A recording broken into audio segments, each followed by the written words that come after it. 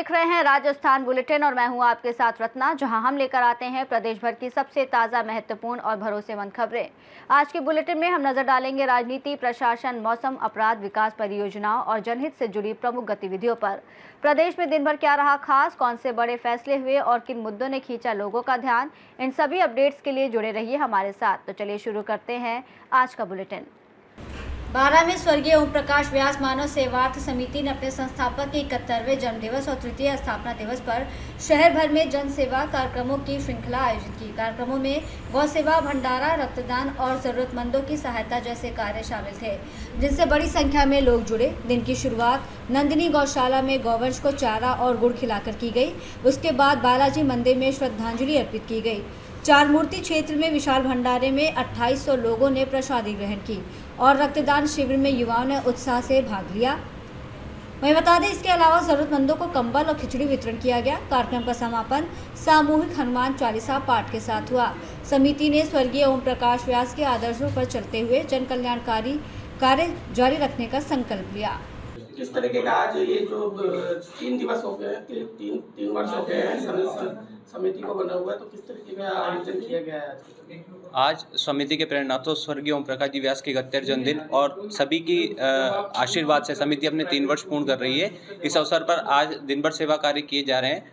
प्रातःकाल नंदिनी गौशाला में चारा डाला गया, उसके बाद चार मूर्ति पर भंडारा का आयोजन किया गया और अभी 12 बजे से रक्तदान शिविर का आयोजन जीवनधारा ब्लड बैंक में किया जा रहा है। और हमें जो 3 वर्ष से लगातार आमजन का जो सहयोग मिल रहा है, उसके कारण हम हमारे 3 वर्ष पूर्ण कर पाए हैं।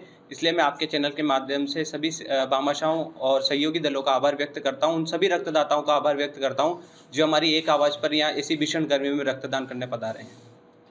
किस तरीके से यहाँ पर लोगों को ब्लड प्रोवाइड होता है?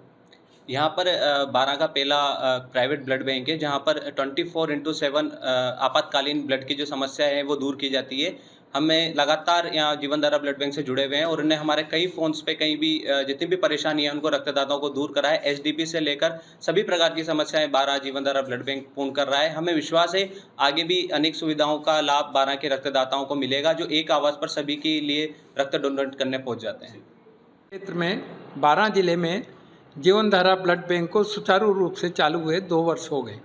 इन 2 वर्षों में हमने 24 घंटे सेवाएं दी और विदाउट रिप्लेसमेंट, बिना ब्लड लिए लोगों को ब्लड उपलब्ध 24 घंटे कराया।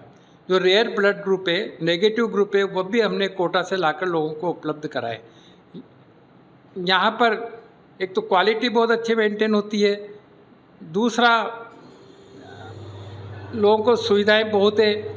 यहाँ एसडीपी जो डेंगू के मरीजों को प्लेटिलेट कम होने पर कोटा के लिए जाना पड़ता था, उसको एसडीपी की सुविधाएं हमारे जीवनधारा ब्लड बैंक में उपलब्ध है।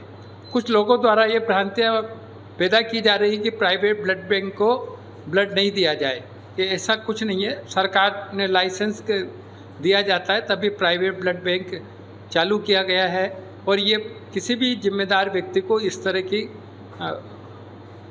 की भाषा नहीं बोलनी चाहिए, क्योंकि सरकार भी अच्छी सुविधाएं लेने के लिए एमओयू कर रही है, प्राइवेटाइजेशन कर रही है, तो हम भी अच्छी क्वालिटी मेंटेन करने के लिए यहाँ पर हैं और 12 के नागरिकों को ब्लड बैंक की सुविधाएं 12 महीने, जहाँ पर भी यदि राजस्थान में या पूरे देश में किसी को भी रक्त की ज़रूरत पड़ती है तो हमें आकर इन्फॉर्म करें, हम उसको उस जगह पर ही, चाहे वो बॉम्बे हो, दिल्ली हो, जयपुर हो, हम उसको ब्लड उपलब्ध कराएंगे।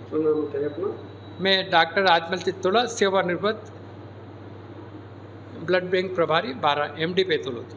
12 से सीनू संवाददाता पंकज की रिपोर्ट। चतखेड़ली में भीषण गर्मी के कारण पेयजल संकट गहरा गया है। गांव का इकलौता सार्वजनिक हैंडपंप पिछले करीब 15 दिनों से खराब पड़ा है, जिससे ग्रामीणों को पानी की भारी किल्लत हो रही है। खासकर महिलाओं, बच्चों और बुजुर्गों को गर्मी में 1 किलोमीटर दूर से पानी लाना पड़ रहा है, जिससे उनके दैनिक कामों और बच्चों की पढ़ाई पर असर पड़ रहा है। ग्रामीणों ने ग्राम पंचायत और पीएचडी विभाग को 15 दिन पहले सूचना दी थी, लेकिन कोई कार्रवाई नहीं की गई। पानी की किल्लत के कारण गरीब परिवार पानी खरीदने पर मजबूर है। ग्रामीणों ने चेतावनी दी है कि अगर 2 दिन में हैंडपंप ठीक नहीं किया गया तो वो एसडीएम कार्यालय पर मटका फोड़ प्रदर्शन करेंगे और मांग की है कि पानी की तत्काल व्यवस्था की जाए। पिपलाड़ा से सीनियर संवाददाता आकाश की रिपोर्ट। बुलेटिन में फिलहाल इतना ही। देश और दुनिया की तमाम बड़ी खबरों के लिए देखते रहिए सी न्यूज़ भारत।